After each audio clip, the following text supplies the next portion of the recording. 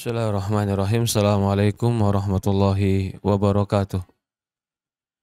Alhamdulillahi nahmaduhu wa nasta'inuhu wa nastaghfiruh. Wa na'udzu billahi min syururi anfusina wa min sayyiati a'malina. May yahdihillahu fala mudhillalah wa may yudlil fala hadiya lahu. Asyhadu an la ilaha illallah wahdahu la syarika lah. Wa asyhadu anna Muhammad abduhu wa rasuluhu la nabiyya ba'd. Alhamdulillah, segala puja dan puji syukur kita panjatkan hanya kepada Allah Subhanahu wa taala Rabbal alamin. Serta salawat dan salam selalu kita curahkan kepada Nabi kita Muhammadin sallallahu alaihi wa ala alihi wa sahbihi wasallam, kepada keluarganya, kepada para sahabatnya, juga orang-orang yang mengikuti dan mencintainya sampai hari kiamat. Alhamdulillah, para hadirin jemaah, teman-teman yang dimuliakan dan dirahmati oleh Allah Subhanahu wa taala. Hari ini kita masih melanjutkan lagi berkaitan tentang etika, adab berumah tangga di dalam Islam atau fikih rumah tangga di dalam Islam. Di antara yang kita bahas beberapa waktu lalu, kita sudah membahas tentang bagaimana seharusnya seorang laki-laki terhadap keluarganya. Di antaranya dia memberikan kelapangan, memberikan kemudahan mungkin kemudahan berupa tamasya, bergembira, bersenang-senang, atau memberikan kelapangan berupa harta jika dia punya lebih, atau memberikan hadiah.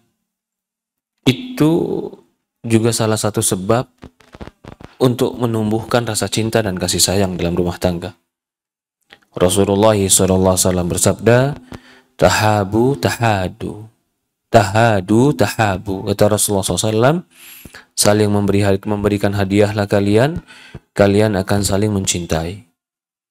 Rasulullah pernah mengajak Aisyah untuk menonton gulat. Rasulullah pernah mengajak Aisyah untuk berlomba lari.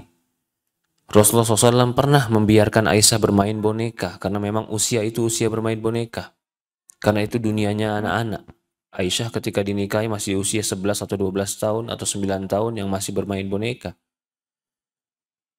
Ini termasuk adab dan akhlak yang dimiliki oleh Rasulullah SAW di dalam berumah tangga. Kita masuk sekarang pada bab yang lain atau pada pasal pembahasan yang lain.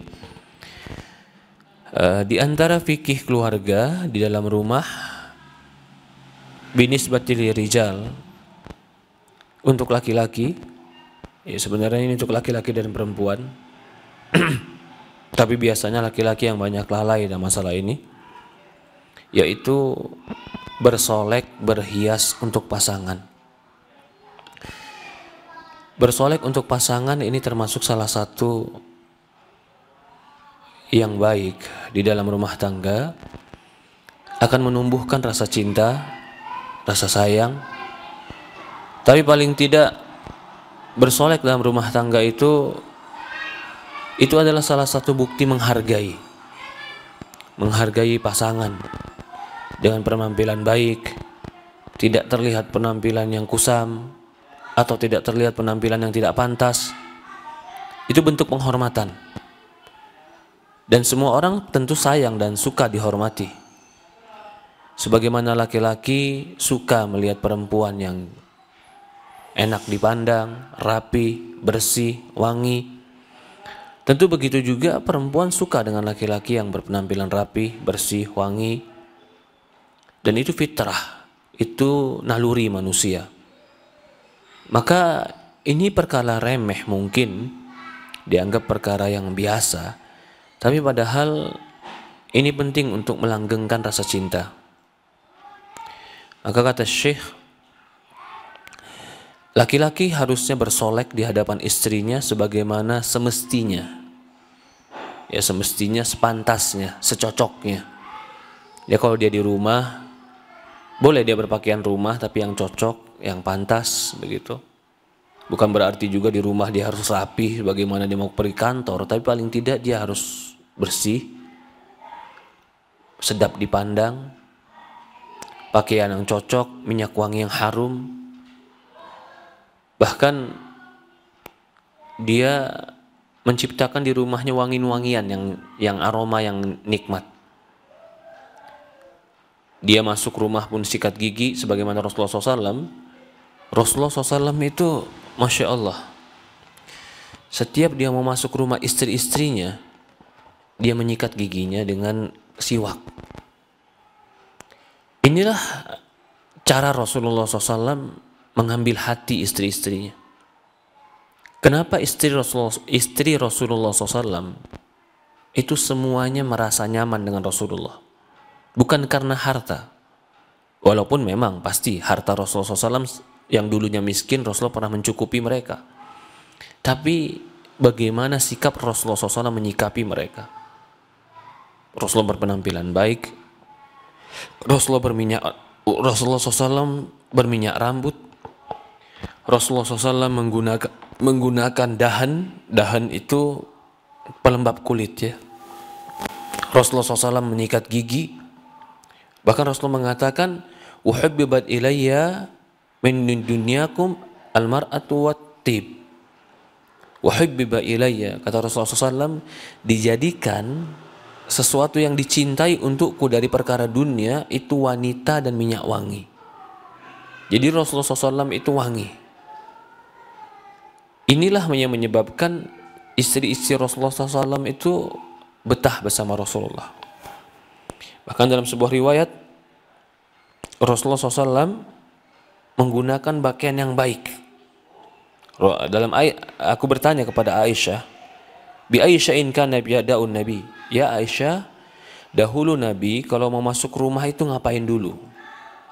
Maka dia katakan bisiwak. Rasulullah menyikat giginya. Ketika dia giginya hilang baunya, hilang kotoran giginya, berbicara dengan pasangan pun lebih nyaman, bahkan menciumnya pun lebih nyaman, karena itu akan menumbuhkan cinta. Nabi SAW bahkan wangi mulutnya. Dari itulah maka seorang suami harus selalu menjaga aromanya. Terlebih lagi ketika aromanya sedang berubah. Habis makan sesuatu atau habis banyak diam itu merubah aroma. Atau terlalu banyak bicara juga merubah aroma mulut.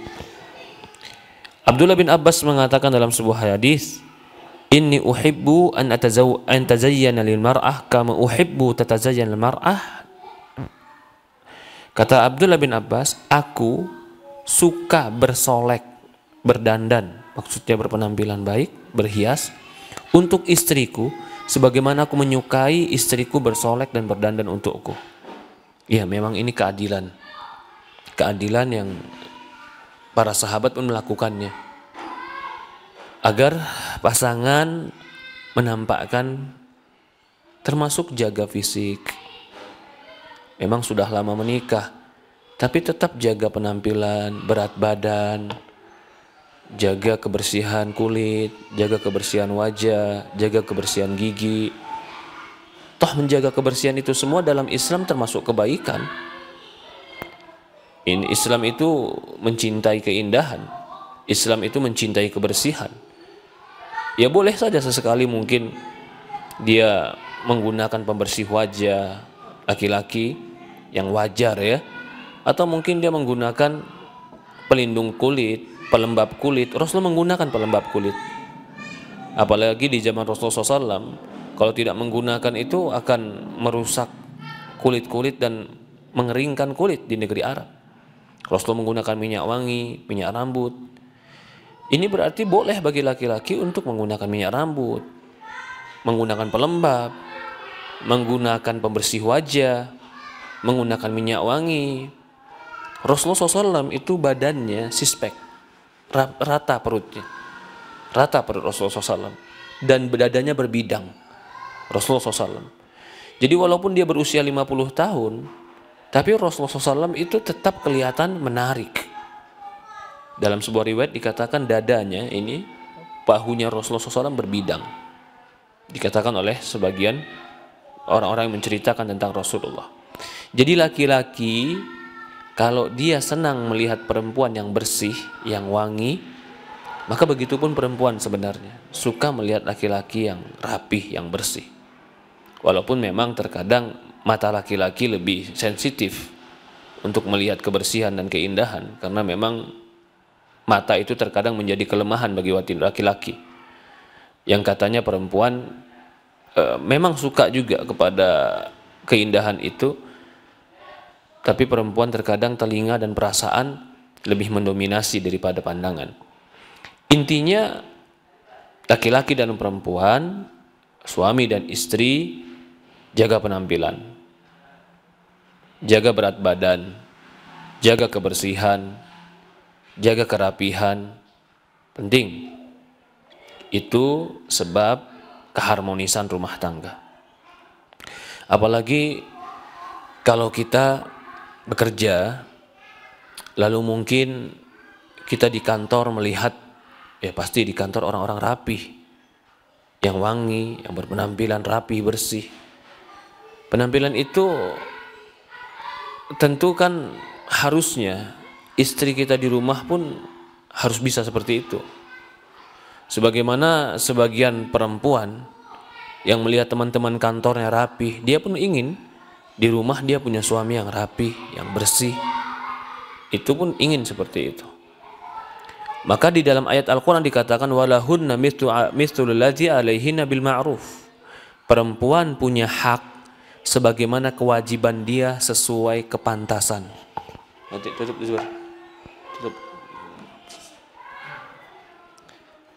Allahu la ilaha illallah wahdahu la syarika. Di dalam surat Al-Baqarah ayat 228 ini Allah mengatakan perempuan punya hak sebagaimana dia punya kewajiban yang sesuai kepantasan. Jadi kalau dia wajib bersolek perempuan, maka dia punya hak juga untuk mendapatkan laki-laki yang bersolek. Sekali lagi, yang dimaksud laki-laki bersolek di sini berarti tetap menjaga kebersihan, kewangian, fisik sewajarnya yang dianggap pantas. Ya. Ma uhibbu an astadin tanadif jami' haqqihi 'alaiha li'anna Allah yaqulu ar-rijalu 'alaihinna darajah. Wa ma uhibbu, dan aku tidak suka an astandif jami' haqqi 'alaiha. Wa hadha yata'allaq bi usyrafi bait binisbah rijal. Itu semua yang sudah kita lalui kemarin-kemarin juga itu berkaitan hak-hak atau itu berkaitan dengan perangai perbuatan laki-laki kalau di rumah. Maka ini poin berikutnya. Sekarang kita mulai lagi masuk pada bagaimana perangai wanita ketika berumah tangga. Ya, saya berikan sedikit lagi rangkuman. Kita pernah bahas laki-laki di rumah harus, tadi kita bilang rapi, bersih, wangi. Laki-laki memberikan kelapangan kepada anak istri, bisa boleh bermain, memberikan makanan yang nyaman, atau mungkin memberikan kelapangan harta, pakaian, untuk mereka bersenang-senang, sewajarnya tanpa boros. Itu juga akhlak. Rasulullah SAW pernah melakukan itu. Juga diantaranya laki-laki ya jangan bersikap angkuh, merendahkan istri, atau bersikap meremehkan istri, menganggap nggak tahu apa-apa, bodoh, menganggap nggak mengerti, menganggap nggak pantas didengar ucapannya. Itu bukan akhlak yang baik. Itu bukan perangai yang dicontohkan Rasulullah SAW. Ya, juga di antara perangai yang baik laki-laki kemarin kita bahas adalah seharusnya laki-laki itu harus berinteraksi dengan baik dengan istrinya. Tanpa dalil Quran dan hadis pun harusnya itu menjadi tabiat. Karena istri kita adalah orang yang berkhidmat kepada kita, memberikan waktunya, memberikan dirinya, memberikan tenaganya untuk melayani kita. Maka dia orang yang paling pantas untuk mendapatkan kebaikan kita. Ini di luar dalil. Ini nalar saja, ini naluri saja. Orang yang berbuat baik harus dibalas kebaikan. Apalagi didatangkan Quran dan hadis yang menekankan untuk berbuat baik kepada istri. Khairukum khairukum li ahlikum wa ana khairukum li ahli. Orang yang terbaik di antara kalian adalah orang paling baik dengan istrinya dan aku orang paling baik dengan istriku. Bahkan Rasulullah mengatakan akmal mu'min imanan ahsanum khuluqan. Orang mukmin yang paling sempurna akhlaknya, yang paling baik akhlaknya. Yang paling sempurna imannya, yang paling baik akhlaknya.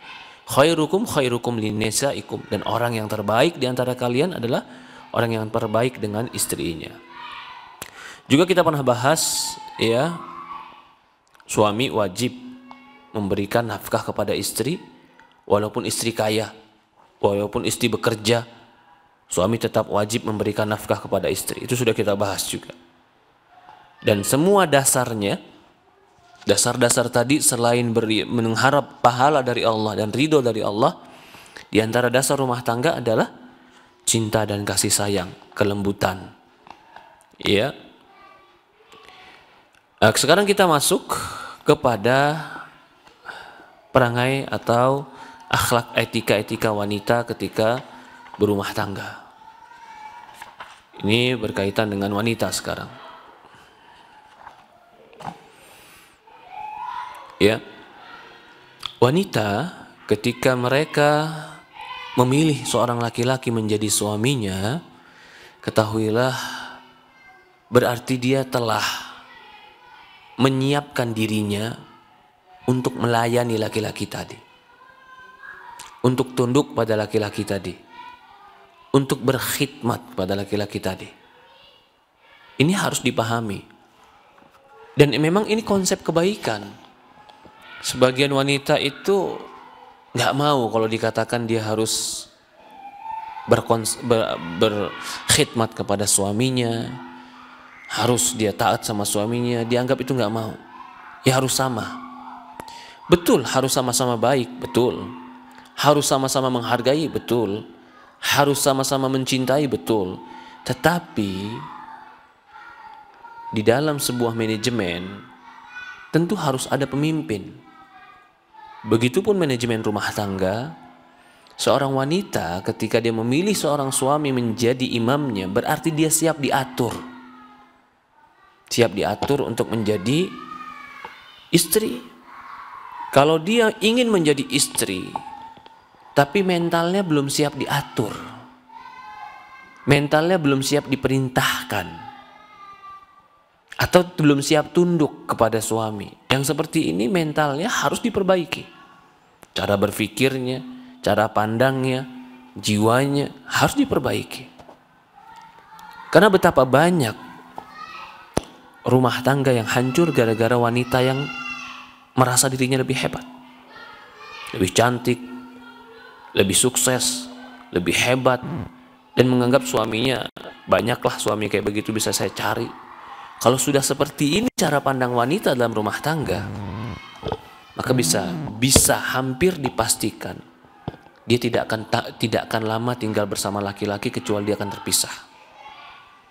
Karena secara jiwa laki-laki itu umumnya tidak mau direndahkan, tidak mampu, tidak bisa. Karena Allah sudah katakan ar-rijalu qawwamuna 'alan nisa. Ar-rijal, laki-laki itu qawwam,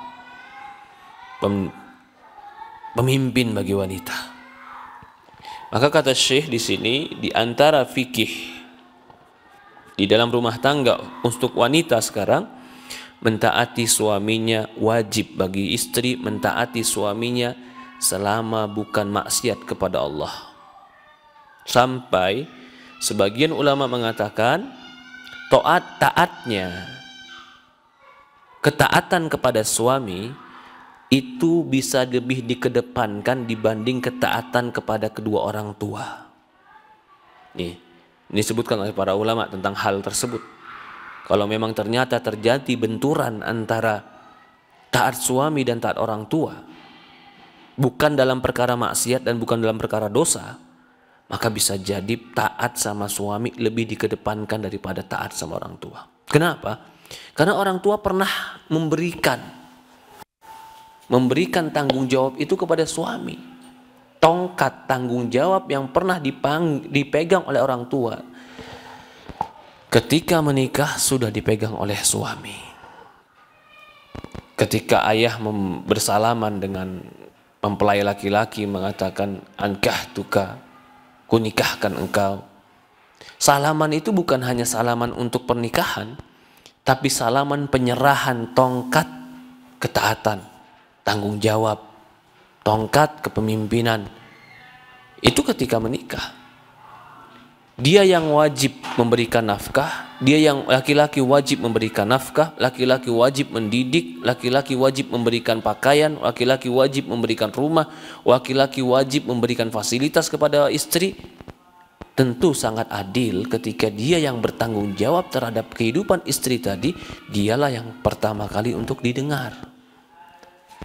Karena bukan bapaknya lagi yang sekarang bertanggung jawab terhadap ekonominya, kesehatannya, pendidikannya. Bukan bapaknya perempuan lagi, tapi sudah kembali kepada suami. Ketika suami punya tanggung jawab itu, maka keadilannya, bentuk keadilannya pula, dia punya hak untuk ditaati lebih daripada bapaknya. Dia yang lebih berhak untuk ditaati lebih daripada bapaknya. Maka dikatakan, mentaati suami lebih didahulukan daripada mentaati kedua orang tua. Hak suami terhadap istri di dalam ketaatan dikedepankan dibanding hak kedua orang tua. Kalau orang tua memerintahkan atau kalau suami memerintahkan istrinya dengan suatu perkara yang tidak maksiat, dan bapak perempuan pun memerintahkan dia dengan perkara yang tidak maksiat, sama-sama nggak maksiat ini, maka wajib bagi dia mentaati suami. Suami naik mobil, contoh sederhana. Suami naik mobil, ayah naik mobil yang lain, mobil yang kedua. Ingin jalan iringan, kata ayah, kamu naik mobil saya saja. Kata suami, kamu naik mobil saya saja. Mungkin ini cuma contoh, tapi maksudnya ini perkara mubah. Perkara mubah seperti ini wajib ikut suami, selama tidak maksiat. Bahkan kata Syekh, kalau suami melarang istri untuk menjenguk keluarganya dan bapaknya, maka bisa jadi istri saat itu mentaati suami selama tidak melakukan kemaksiatan. Walaupun di sisi lain suami tidak pantas melarang istri pergi ke rumah orang tuanya. Tapi kalau seandainya terjadi, apakah tetap si istri patuh? Iya, dia tetap patuh. Tapi si suaminya salah, Ustaz. Itu hubungan dia sama Allah. Yang salah bukan berarti kita hadapi juga dengan sikap yang salah. Kesalahan dia jangan kita balas dengan kesalahan yang hampir sama. Ini kata para ulama. Kecuali diperintahkan maksiat, nggak boleh. Istri tetap harus taat kepada suami selama tidak maksiat. Bagaimana maksudnya untuk maksiat itu? Suami ingin minta kepada dia hubungan intim dalam keadaan haid, itu maksiat.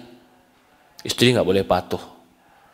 Suami minta maaf hubungan intim melalui lubang dubur, maaf, itu nggak boleh, haram. Jangan patuhi, walaupun suami marah. Kalau sudah berkaitan dengan kemaksiatan, nggak boleh. Suami minta, mungkin ya sebagian orang ya beraneka ragam permintaan kepada istri yang kalau itu haram, nggak boleh.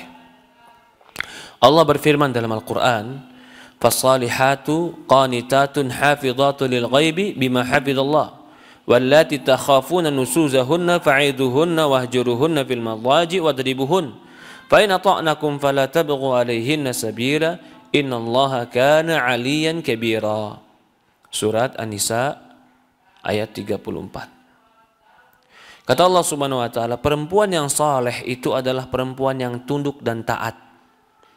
Dan dia menjaga dirinya ketika suaminya enggak ada dengan apa-apa yang Allah jaga dia. Dan wanita-wanita yang kalian khawatirkan kedurhakaannya, maka nasihati mereka. boikot mereka di tempat tidur, atau pukul mereka dan pukul mereka. Kalau mereka mentaati engkau wahai laki-laki, kalau para wanita itu mentaati engkau laki-laki, maka jangan kau cari jalan yang lain terhadap mereka. Maksudnya jangan sempitkan mereka, jangan cari-cari alasan lagi. Kalau mereka udah minta maaf, perempuan sudah baik, jangan lagi cari-cari alasan. Innallaha kana 'aliyan kabira. Sesungguhnya Allah maha tinggi lagi maha besar. Sisi pendalilan dari ayat ini bahwasannya wajib bagi wanita mentaati suaminya dalam 3 perkara atau dalam 3 dalil. Di dalam ayat An-Nisa ayat 34 ini ada 3 sisi yang menunjukkan wajibnya wanita mentaati suaminya. Yang pertama, Allah mengatakan qanitat. Qanitat itu adalah perempuan yang mentaati suaminya, sebagaimana ditafsirkan oleh Abdullah bin Abbas dan selainnya dari para sahabat yang lainnya. Perempuan yang qanitat, yang tunduk itu adalah perempuan yang mentaati suaminya, dan ini datang tafsiran salaf. Jadi qanitat itu tunduk pada suami, tunduk kepada Allah, tunduk kepada Rasul. Yang kedua, sisi pendalilan daripada surat An-Nisa ayat 34 tadi, Allah membolehkan bagi suaminya, kalau suaminya khawatir si perempuan tadi durhaka, membantah, membangkang, maka atau istrinya tadi tidak mentaatinya, Allah membolehkan bagi laki-laki tadi 3 perkara. Yang pertama, nasihati. Kalau nasihat nggak mampan, laki-laki boleh memboikot dia, tidak tidur kepada dia. Kalau juga masih tidak taat, maka boleh dia pukul, tapi pukulan yang tidak melukai dan menyakiti, cuman pukulan yang menegaskan bahwasannya suami sedang marah. Ini dalil Allah mengizinkan laki-laki melakukan 3 hal ini, atau salah satu dari 3 hal ini jika perempuan tidak taat. Berarti ketaatan itu wajib. Sampai diizinkan untuk boleh memukul. Walaupun bukan memukul yang melukai, dan tidak boleh memukul wajah. Ya. Pukulan tidak melukai, pukulan tidak memukul wajah. Pukulan yang hanya menegaskan bahwasannya ini perkara penting, itu saja.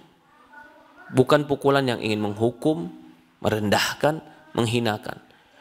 Para ulama berdalil, kalau Allah mengizinkan untuk dipukul berarti itu perempuan salah. Kalau dia salah berarti ketidaktaatannya adalah dosa. Kalau begitu ketaatan adalah pahala dan wajib.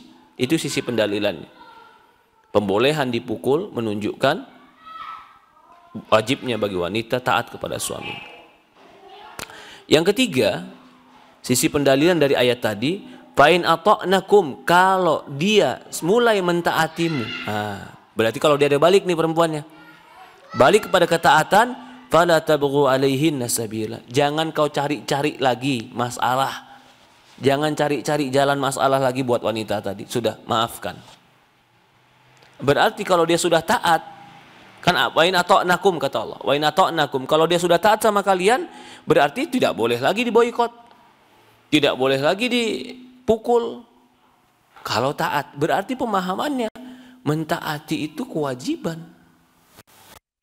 Juga dalam sebuah hadis Abi Hurairah radhiyallahu an, Rasul mengatakan idza salatil mar'a khamsaha wa shoma syahraha wa hasanat farjaha wa ataha dakhalat min ay abwabil jannah sya'at.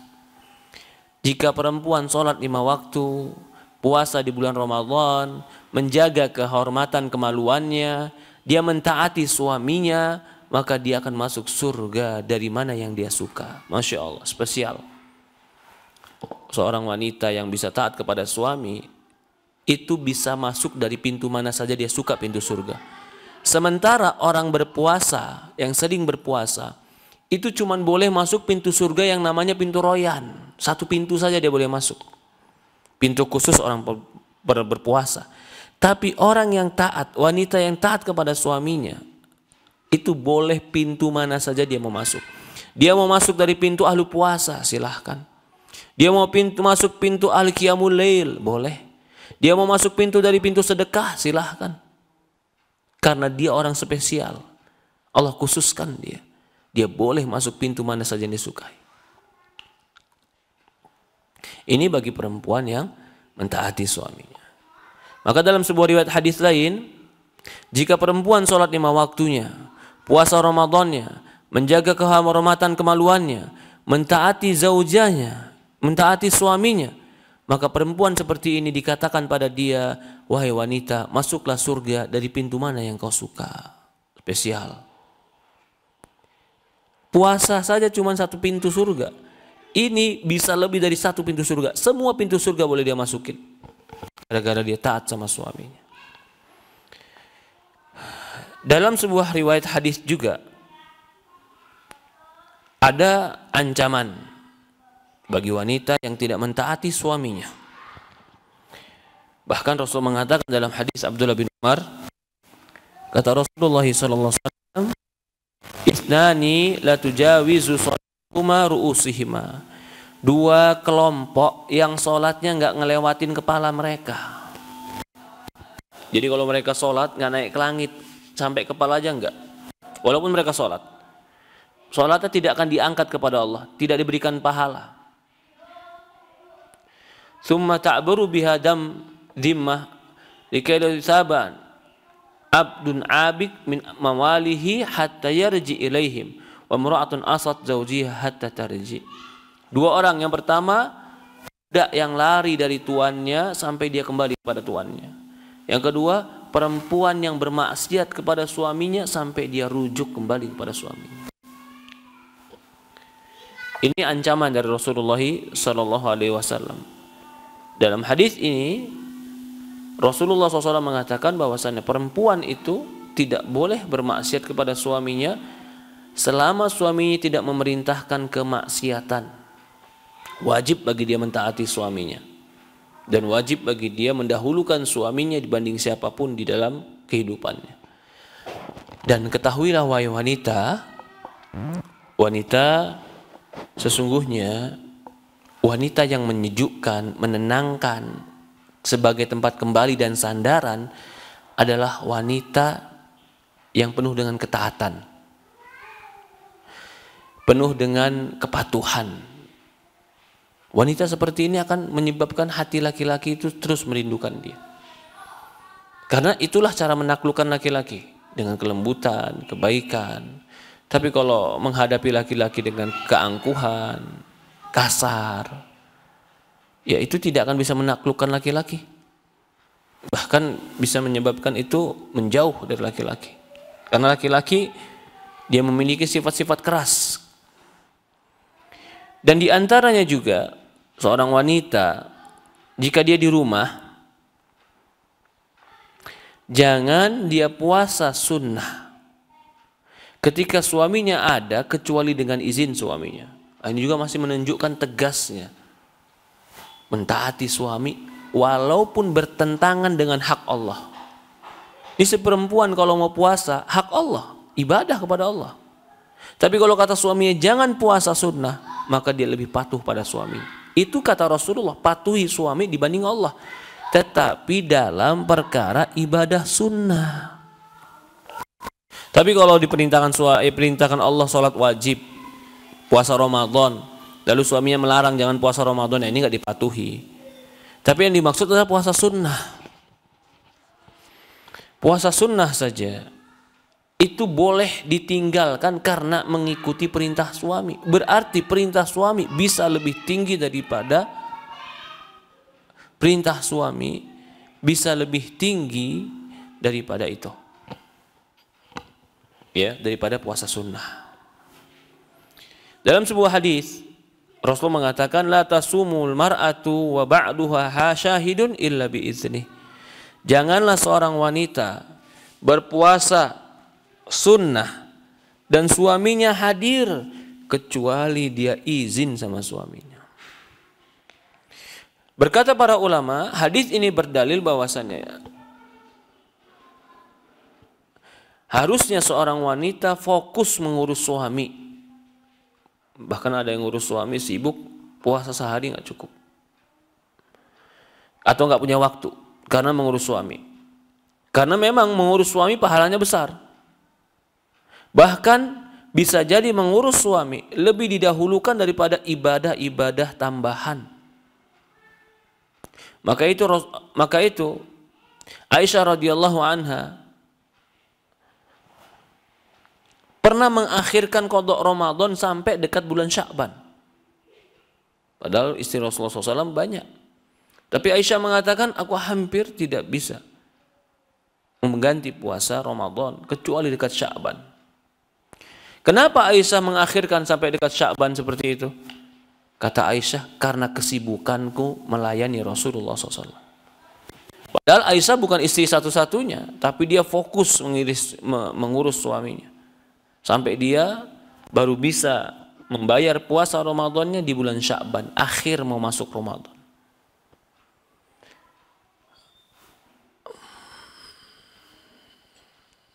Maka di sini seorang wanita mengerjakan perintah-perintah suaminya dan melayani suaminya bisa lebih dikedepankan dibanding ibadah sunnah, maksudnya bukan ibadah wajib, ibadah sunnah. Ya seperti ibadah sunnah puasa Senin Kamis, ibadah sunnah. La siyama alimat anna zawjaha yakrahu dukhulu hada. Terlebih lagi kalau dia tahu bahwasanya suaminya nggak mau itu masuk. Wala yadkhulu ahadan baiti illa biizni. Jangan istri memasukkan ke rumah suami kecuali yang telah diizinkan. Tidak boleh dia memasukkan ke rumah suaminya kecuali yang diizinkan oleh suami. Walaupun itu ayah dan kerabat istri. Tapi itu mau masuk rumah suami tetap izin sama suami. Tapi kalau suami udah bilang udah kamu masukin ayah ibumu nggak perlu izin sama aku. Berarti sudah ada izin umum. Nggak perlu diulang-ulang izinnya. Law annaha alimat anna zawja yakrahu dukhulu ammiha fi baiti fa innaha la tudkhilu ammiha fi baiti illa bi izni illa an tasta'dina wa fa idzn kama yaqulu imma sarih مثلا وجاء يترك الباب يتصل زوجها فلأن عند الباب أدخله. Dikatakan ya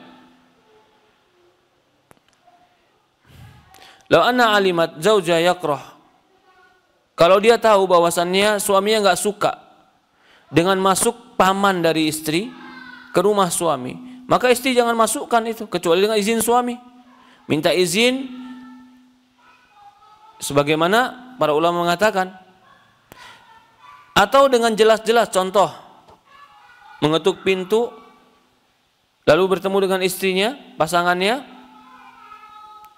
fulan hadal babul udkhil, qala na'am hada idzn sarih wa idzan la yadullu 'alal hal ay halu zawj li umuri sabiqah annahu yasma' wa yuhibbu hada wa hada idzn wa idzan dala 'alal urf fa inna ma yakunu qa'iman bima yusarrih zawja bi khilafih wa ya'na mathalan fi a'rafina nahnu anna zawj ya'dan dukhulul am. Nah, jadi kalau memang tergantung urf ya. Hukum asalnya suami istri tidak boleh memasukkan orang ke rumah suami. Tapi kalau secara urf sudah kebiasaan suami izinkan pamannya, suami izinkan ayahnya, suami izinkan mahram-mahramnya, dia masukkan saja, ya itu boleh juga. Tapi selama dia yakin bahwasanya suami telah memberikan memberikan izin, begitu. La yahilu mura'atin an tasumu zawjuha syahidu illa bi izni wa ta'dan fi baiti illa bi izni.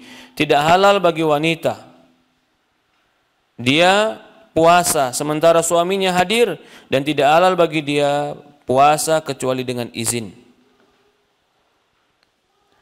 Bahkan dalam riwayat la yahilu mura'ah tasumu zawjuha syahid illa bi izni wa la ta'zan, dan jangan wanita mengizinkan masuk rumah suaminya kecuali dengan izin suaminya.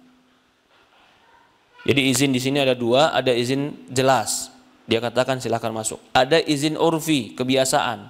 Biasanya suami saya nggak pernah marah kalau orang tua saya masuk. Biasanya suami saya nggak pernah marah kalau adik saya yang masuk.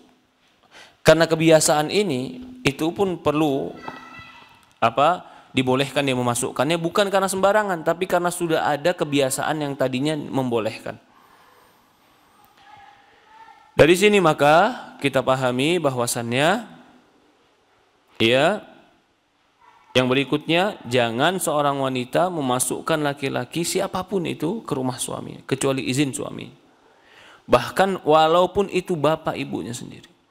Bapak ibu istri harus izin kepada suami. Ini kalau kita berbicara saklek dan mutlaknya. Tapi mungkin kalau di lapangan ada saling bertoleransi, ya silahkan. Silahkan, tapi ini yang harusnya. Bahwasannya tidak boleh memasukkan laki-laki ke rumah siapapun itu. Di antara fikih keluarga yang agung, an-nafaqah min baiti illa biizni. Adamun nafaqah min baitihi illa biizni. Wala tatasaddaq wala tu'ti min baiti illa biizni. Izin kama sabaq imma nutqi wa imma dalalah. Berikutnya adalah di antara adab dan etika berumah tangga. Suami tidak memberikan nafkah kecuali setelah diminta pada istri. Wala tu'ti man baiti illa bi izni. Wal izn kama. Jadi di sini ada munafkah min baiti illa bi izni. Jangan istri menggunakan uang suami kecuali izin suami. Uang yang ada, uang suami disedekahkan, diinfakkan, tetap harus izin suami. Tidak boleh dia melakukan itu. Kalau dia mau melakukan itu, lakukanlah dengan uangnya sendiri. Yang dia kumpulkan, dia lakukan. Atau dengan usahanya sendiri, silahkan. Tapi kalau uang suami, dia harus izin sama suami.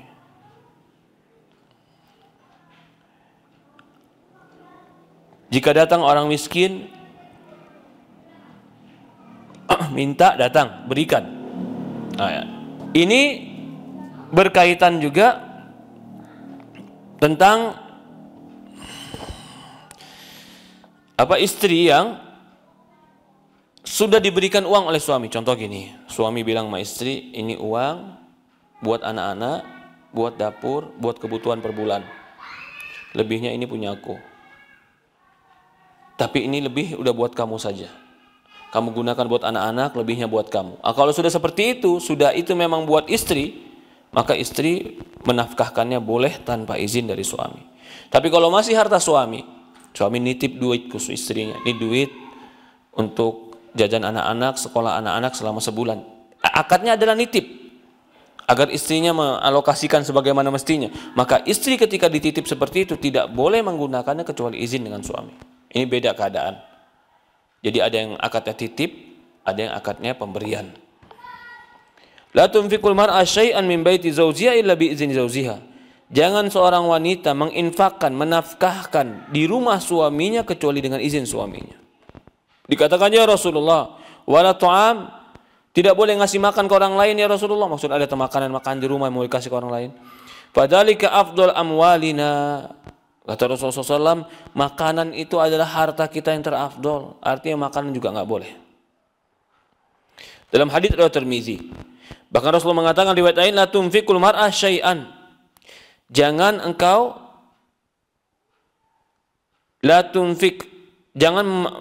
perempuan itu menafkahkan apapun dari harta suaminya. Syai'an itu umum, apa saja, jangan. La tunfiqul mar'atu syai'an min baiti zawjiha illa bi izni zawjiha. Jangan seorang wanita menafkahkan sesuatu apapun dia dari rumah suaminya kecuali dengan izin suaminya. Apapun itu, sampai sekecil apapun. Maka sahabat radhiyallahu anhu berkata, "Ya Rasulullah, tidak boleh makanan juga?" Dia seolah-olah mereka mengatakan kalau makanan kami sedekahkan gimana walaupun enggak izin sama suami. Maka Rasulullah mengatakan makanan adalah harga yang paling berharga. Artinya enggak boleh juga, harus izin kepada suami. Dari Aisyah radhiyallahu anha berkata, "Idza anfaqatil mar'ah ta'am baitiha ghairu mufsidah." Jika seorang wanita menafkahkan makanan rumahnya tanpa merusak, kana la ajruha bima anfaqat. Maka wanita ini mendapatkan pahala karena telah menafkahkan. Wa li zawjiha ajruha bima kasab. Suaminya juga dapat pahala sesuai dengan usahanya. Dalam riwayat lain, idza anfaqatil mar'ah min ta'ami baitiha, qala ulama qayyadu bit ta'am li'annahu alladhi kana an-nas yatasahhaluna fihi. Dalam hadis ini, jika wanita menafkahkan makanan dari rumah suaminya, makan makanan kecil. Disebutkan para ulama, kenapa disebutkan di sini makanan bukan uang? Karena ini sering dianggap remeh. Memberikan makanan kepada orang lain, memberikan minuman pada orang lain tanpa izin pada suami. Padahal itu kalau rumahnya rumah suami, harta-harta suami, harus izin suami. Kecuali memang ada izin urfi, izin kebiasaan. Ya udah biasa kalau uang segini saya pakai, suami saya nggak marah. Udah biasa uang yang dia kasih ke saya, maksudnya ya kita pakai, bukan untuk dia lagi, itu urfi. Ya. Dalam hadis, wa ma anfaqat min kasbihi min ghairi amrihi fa inna nisfu ajrihi. Tidaklah dia menafkahkan dari usaha suaminya, sesungguhnya itu akan mendapatkan pahala setengah suaminya. Jadi suaminya pun dapat pahala kalau istrinya menyedekahkan dengan hartanya. Dalam hadis Abu Hurairah, ketika ditanya tentang wanita yang bersedekah dari harta suaminya, la inna min quwwatiha ala in yakni min qutiha al ajru bainahuma wa la yahillu laha an tasaddaqa min halin zawjiha illa bi idznin. Kata Rasulullah SAW, dan pahala di antara kedua mereka tidak halal bagi dia untuk membenarkan atau bersedekah dengan harta suaminya kecuali dengan izin suami. Maka seorang istri menafkahkan yang wajib dari hartanya. Ya tunfikul fikih al-wajibah min mali zawjiha wa la hiya wa huwa la ya'lam idza kana zawjuha shaykhan. Inna Aba Sufyan, dalam sebuah riwayat, sesungguhnya Aba Sufyan rajulun yang pelit, orang yang pelit. Dia enggak memberikan kepadaku kecuali apa yang terlalu mencukupkan aku dan anakku. Artinya terlalu ngepres. Kecuali aku mengambil darinya dan dia enggak tahu. Apakah aku boleh mengambil darinya? Rasulullah mengatakan, ambil mayakfiki wa waladika bil ma'ruf. Ambillah apa yang mencukupkan engkau dan anak-anakmu dengan cara yang baik. Ya. Ini dengan nafkah, uang. Kalau bagaimana kalau si istri punya uang sendiri? Dia kerja punya uang sendiri. Hukum asalnya, uang istri yang bekerja itu untuk diri dia sendiri. Uang suami yang bekerja itu untuk suami, anak-anak, dan istri. Jadi kalau ada istri yang bekerja, lalu dia punya uang sendiri, dia mau beli makanan, dia mau melakukan hal-hal tadi, bersedekah, berinfak, silahkan, dia nggak izin sama suaminya, karena itu hak dia, uang dia. Allahu a'lam. Ya, ini berkaitan dengan hak istri atau kewajiban istri di hadapan suami. Dia harus mentaati dan dia juga harus menafkahkan atau tidak boleh menafkahkan uang suami kecuali izin dari suaminya. Allahu a'lam.